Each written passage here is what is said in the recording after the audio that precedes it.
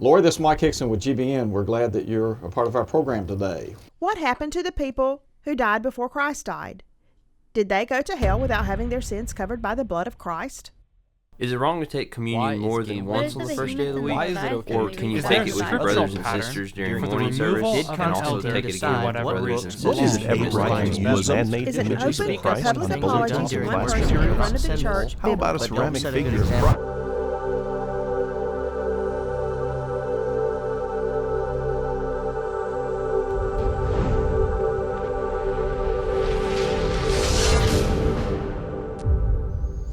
Hello and welcome to GBN Live.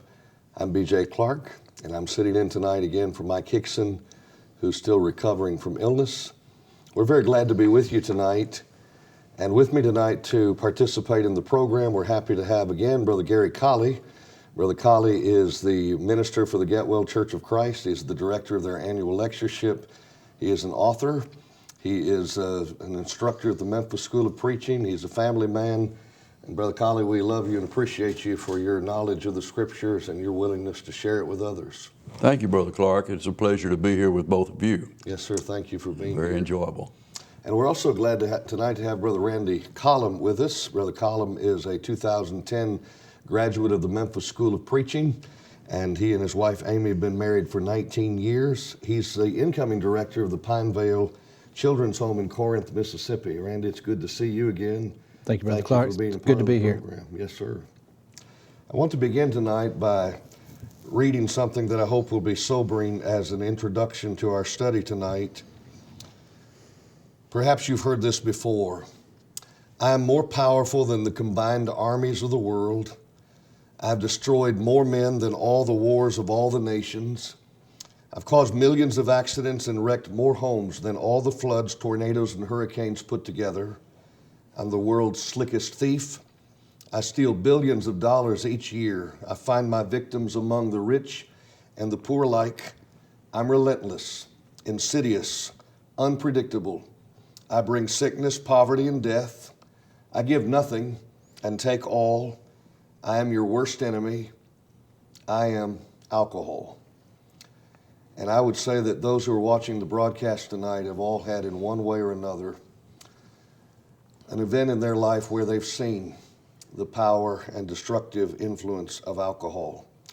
Now, gentlemen, when it comes to discussing this issue, you and I, none of us on this panel have a right to determine whether alcohol is right or wrong as a beverage to drink. You know, some people will admit the Bible condemns drunkenness, but it doesn't condemn the social drinking, that it would be all right to just participate in drinking a beer at a party or something of that nature. And they will even say things like, well, Jesus turned water into wine, and so if wine is so monstrously bad, why would the Son of God be turning water into wine? Why wouldn't it be all right to drink wine since Jesus turned the water into wine? Brother Colley, if someone asked you that question, what would you tell them? I would tell them that Jesus did not make wine that was intoxicating, because in Cana of Galilee, when he performed that first miracle at the marriage feast in Cana, he says that they were already had drunk sufficiently. It didn't mean that they were intoxicated. If they had, they wouldn't have known good wine from the bad. Right. But they had had pure grape juice, and when Jesus produced the water into wine, it of course was good grape juice, better than anything they had ever had. It's strange to me that some people would think that the Lord would give intoxicating wine to people and then condemn them for drinking it. But that's exactly what he did. And in Habakkuk 2 and verse 15, he says, woe unto him that giveth his neighbor drink, that putteth the bottle to him, maketh him drunken also, that thou mayest look upon their nakedness. And so the Lord would not have sinned in that way. He did no sin, neither was guile found in his mouth. So he did not produce alcoholic beverage in John 11. Brother Collum, do you have any comments you'd like to contribute to this? Well, typically when I get asked a question like that, it's by someone who's actually seeking justification for something they already want or already are involved in.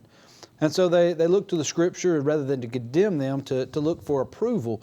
And obviously when Jesus, they see made wine, their predisposition is to think, well, he made and enjoyed the same things I do. And see, most people in this world are looking for Jesus. They want just the man that partied and went to weddings and stuff.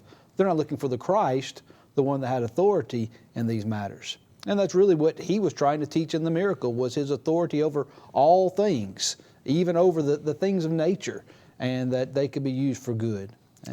You know, words mean things, and as we think about this and discuss this, our word for wine in our culture connotes automatically the idea of an intoxicating beverage. That's just the way we've been raised to think about wine. But is that the way the New Testament, which was written in Greek, uses the word? Isn't the word wine used in a way in context to show that it was the juice of the grape? I'm thinking of, for example, Isaiah 16 and verse 10 and Joel 2 both talk about wine being in the presses. That's right. That's before it's ever had a chance to become fermented, and yet it was called wine even in the process of being first picked in the grape presses. It's called wine even while it's still in the grape on the vine. Right. But that's the thing that people don't always understand. But it was called wine when it was treaded out. It was called wine when it was allowed to ferment. And so we have to determine by the context right. Which one he's talking about. Exactly. You know, wine has been very, very destructive, and it's caused so much it's caused so much pain. Alcohol has caused so much pain in our world. And we have a caller on the line right now that can personally identify with the evil influence of alcohol. Brother Jason Bayless is on the phone with us. Brother Jason, are you there? Yes, sir. Jason, it's good to talk to you, and we love and appreciate you. I know that you've had personal experience with the destructive power of alcohol. As much as you feel like you emotionally can or will, relate to our audience what alcohol did for you and your family. 10 years ago, on December the 1st, 2004, my wife was out Christmas shopping, and a person who had been intoxicated rear-ended her from behind while she was sitting in traffic. And my mother was in the passenger seat, my daughter and son in the back seat in their child protective seats, and my wife driving. And the impact from him slamming his vehicle into my wife's car caused massive head trauma to my 2-year-old son, Ethan, and ultimately killed him a day later. He held on for over 24 hours, and we sat there at the hospital beside him, praying, crying, asking God why, all the things that go along with the grief and the hurt, and trying to make sense of it all, and to find out that the man who hit my wife was under the influence of alcohol was a stinger that I don't think I'll ever get over. It has motivated me in my life to become an advocate to educate people about this. We speak at prom promises. We speak through the court system every month. I do, mostly. And I see people from all walks of life come through the court system that have been arrested for their first DUI. I see rich and poor. I see young and old, people from every ethnic background you can imagine come through that class. And you look out at them, and you feel a sense of remorse in some people, and then you see what I like to call stone-faced killers, people who alcohol has hardened them so much that their heart is not allowing them to experience anything. Right. They're not sorry for their actions that got them in there. Yes, sir. They are very hard-hearted people. And then I've had individuals that come up to me every month when I speak, grown men. Last month, month before last, I had a man come up. It was a business owner. He made the choice to drink and drive and was arrested. And as I told my son's story before him, I watched this grown man who could have easily been my grandfather break down and cry about what alcohol has done to his life. Yes. And how the decision to drink has totally impacted his life for all the wrong reasons. There's nothing good that comes from alcohol. Because of what it's done to my life, I can't stand alcohol. I can't stand to go someplace with my family, to have a nice sit-down dinner, and look over at a table or a booth next to us, and you see two parents over there, and they either have a couple of long necks in front of them, or they have a pitcher of beer or a pitcher of margaritas or mixed drinks or whatever, and you see those children sitting next to them, and you say to yourself, one of them has to drive out of here. Right. What kind of example, one, are they setting for their own children? Number two, don't they care enough about their own children's lives to not endanger them in that kind of way? You know, Jason, you were a member at the South Haven Church of Christ when this tragic accident occurred, and I was the preacher there, and I can attest to the fact that you and your wife Ginger and your whole family just absolutely wrapped yourself up in the love of God and the love of brethren to get through this tragedy. As I recall, the individual that struck your wife and ultimately killed your son, this was not the first time that he had been driving under the influence of alcohol, was it? No, sir. He was a repeat offender. This man had wrapped himself up in alcohol so much that this should have been his third offense. He took his own children. He had 3 girls of his own, and he went to renew his driver's license while he was intoxicated. And they knew he got there, and they didn't physically see him drive up, so they arrested him for a public drunken, and he had one DUI before then. So it was his second offense to be caught when he hit Ginger from behind. Right. And even then, he fled the scene and was captured down the road sometime later. And from the investigation in the court system, talking to the investigators, it took them about 45 minutes before they were able to get him restrained and able to take a breathalyzer. And at that point, some 45 minutes after he rear-ended Ginger, he was still a .33 blood alcohol content, which is more than 4 times the legal limit. Exactly. Well, you know, you've gone on to be a deacon at the Coldwater Church of Christ, and you've maintained your faith. Let me ask you one last question while we have you on the line. And incidentally, if you're watching the program tonight and you'd like to call in, you certainly may at 662-874-5508. That's 662-874-5508. We would welcome your calls or your comments or your questions. But one thing I wanted to ask you, Jason, before we let you go is, how did your understanding of what the Bible teaches about the afterlife help see you through this tragedy? Well, there was no mistaken, I knew where Ethan was going. When he left his shell on this earth, I knew his soul was in paradise, waiting the judgment. And I knew I was comforted by that. And also, I looked at King David's example when he lost his son with Bathsheba. And King David immediately got up and went on his way, and, they questioned him about his actions, and he responded, he can't come to me, but I can go to him. And right. I'm comforted in that, and to this day, I still look at that example that was set, by King David and his attitude, and I try to live my life where I know I'm going to be able to see him again. Every judgment that I make throughout the day, is this going to help me see my son one more time? Because the Bible is rich of examples of God telling us, that he has a place prepared for us. Mm-hmm. And I took that for granted. I really did. And I thought, well, God's there with his son, but now he's there with my son also, and that's my driving force. I want to see both of them. Right.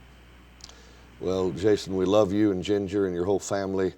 Ethan was a delight here on earth, and I know we will be delighted again someday to see him and to be with him, Lord willing, As you said, if we live our lives according to God's will, we'll have that opportunity for being reunited.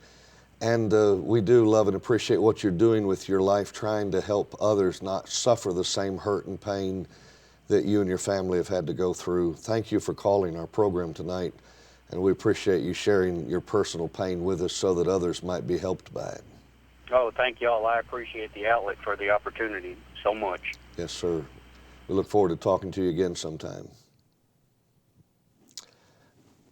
Brother Collum, I couldn't help as we were listening to Jason talk about this to think about Proverbs 20 and verse 1.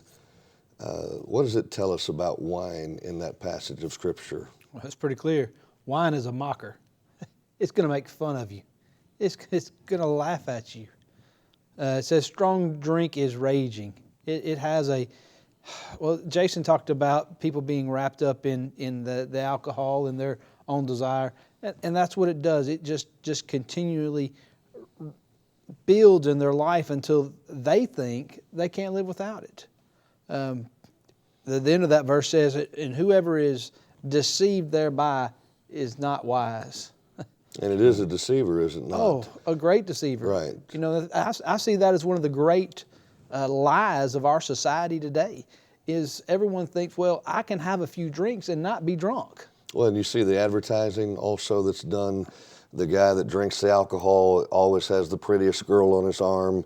He's always successful. They never show him hovered over a commode because he's been drinking the night before. They never show him in the midst of a head-on accident with a station wagon that kills a family of 5 or an SUV that kills a family of 5 or whatever number. They don't show any of that because that would be too telling. They want to deceive us into thinking that this will not harm you. It will only liberate you to enjoy the wonderful things of life. Yes, wonderful things like losing your wife, losing your house, losing your children, taking someone else's life. Right. And I can understand the world being so that bill of goods, but for a Christian to think then that, well, I can do that just a little bit.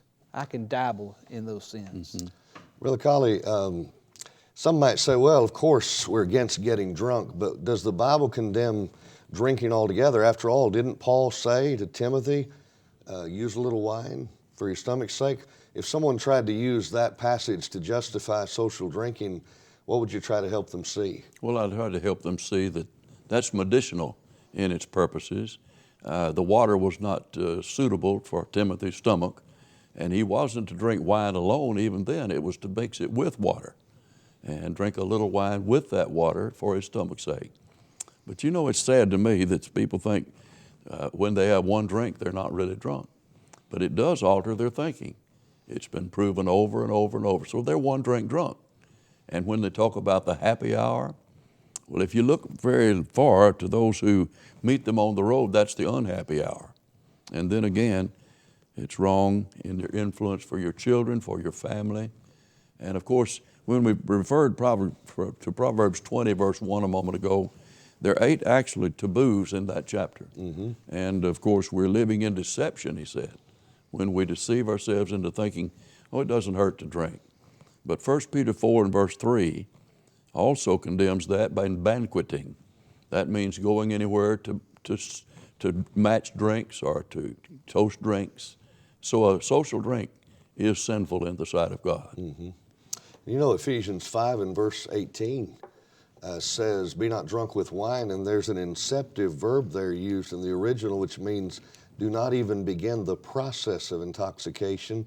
Right. Because if it takes someone 4 drinks to get drunk, you might say, well, I've only had 1 drink, but you've begun the process of intoxication, you're 1 drink drunk, and that's important to keep in mind. We need to avoid that. We have a caller on the line who would like to make a comment about a previous call. Welcome to GBNLive.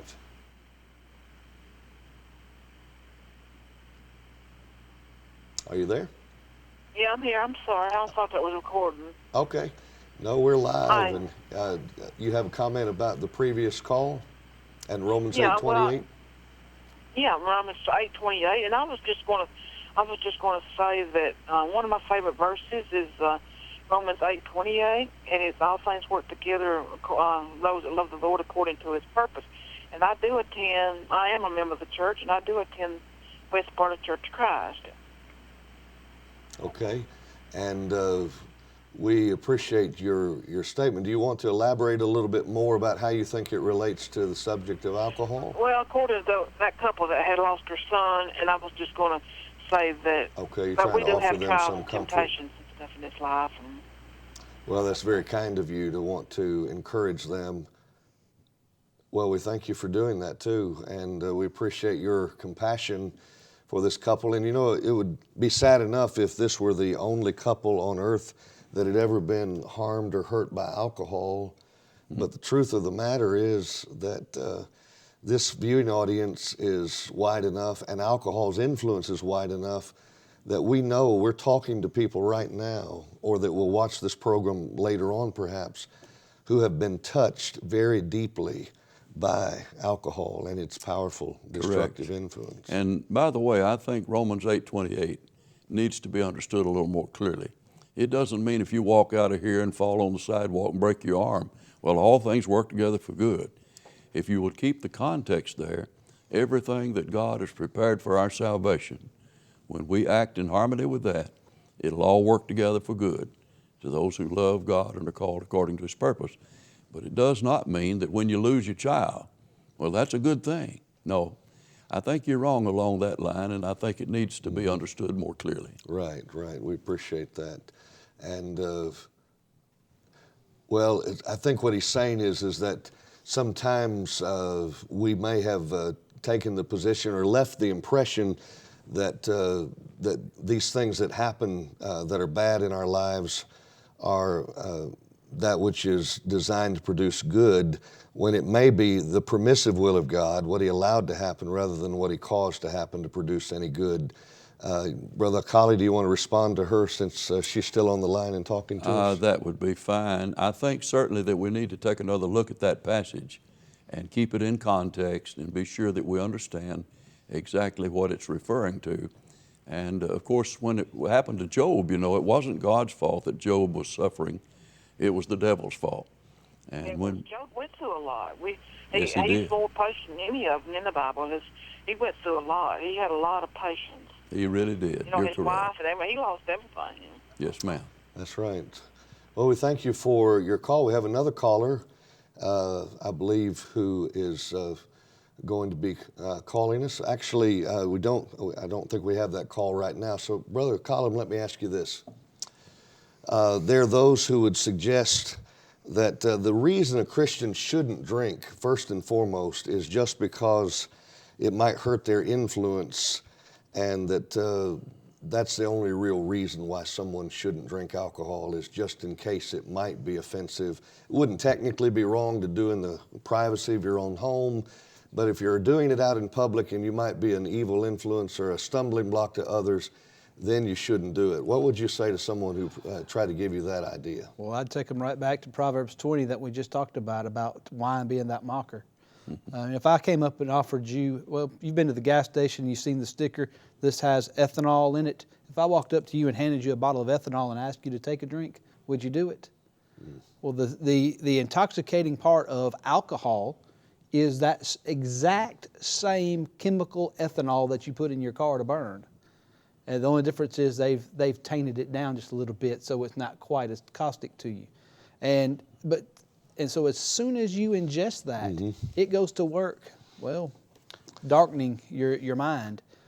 In 1 Thessalonians chapter 5, the idea of whether a Christian would do such a thing or not, he talks about, he said, 1 Thessalonians 5, verse 7, he says, "For they that sleep, sleep in the night, and they that be drunken are drunken in the night. But let us," Christians, "who are of the day, be sober." And that word sober there means without any wine in you at all, empty of it. Let us be sober, putting on the breastplate of faith and love, and for an helmet, the hope of salvation. No, we're not abstaining from alcohol just so we don't influence somebody else that might drink more than we drink, or as the world says, can't hold their alcohol. But we're doing so because we want to be holy, separate and apart from this world that's been deceived by this mocker of wine and alcohol. Right, exactly. You said something that triggered a thought. The very word intoxicated, look at the middle part of it, toxic. Intoxication is taking a toxic into your system, and why would any Christian who wants to take care of their body that God gave them want to put a toxic into it, Brother Colley? Doesn't seem that they would. No. But one thing we know about drunkenness, the doors of heaven are closed to the drunkard unless he repents. Right. And turns from his sin. And that, of course, means that he quits that drinking. But many broken homes, wounded children, plus his influence is ruined. Comes with this drinking. I'm glad you said that, because there might be someone listening or watching, for all we know, that has been affected or enslaved to alcohol and may think, well, there's no way I could stop this. I know my father would not mind me saying this. He used to be an alcoholic. In fact, he certainly was in his younger days, years and years and decades ago. He gave it up, and he's a gospel preacher now, a faithful member of the Lord's church. And I would say that you all have known brethren who used to have a problem with this, but who have no longer a problem with it. Such were some of you, Paul wrote in 1 Corinthians chapter 6. It is possible to get off of alcohol, right, Randy? Well, the Lord made forgiveness available to all men for whatever sin they might commit. But that doesn't mean you can still hold on to that sin and make it through the gates with it. And Paul also wrote, "Be not deceived, God is not mocked. For whatsoever a man soweth, that shall he also reap. He that soweth unto the flesh shall of the flesh reap corruption.